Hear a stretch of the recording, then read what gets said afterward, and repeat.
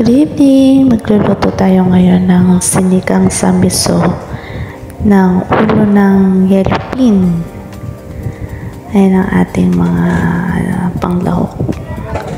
Lagyan natin siya ng sinigang sa miso powder, okra, sitaw, kamatis, talong, sibuyas, tsaka mustasa. Hindi ko na siya nilagyan ng labanos kasi ayaw nilang kainin, mabaho daw. Kaya okay lang. Tapos yan, pinakuluan na natin yung ating isda para hindi masyadong malansa. Lutuin muna natin siya sa kamatis. Tapos lagyan na natin ng gulay. Pinapakuluan na natin sa yan, kumukulo na siya.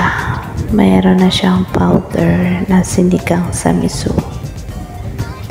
Tayin natin kumulo ng kumulo para hindi siya malansa.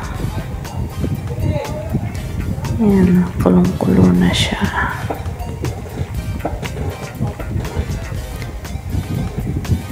Ating uulamin ngayong gabi. Yan, nilagyan na natin ng mustasa kasi paluto na siya. Hintayin na lang natin maluto. Yung mustasa hindi ko masyadong niluluto. Gusto ko half cook lang siya para masarap. Yan, luto na siya. Yan, masarap ang ating sinigang sa miso. Happy eating! Kulong-kulo na siya.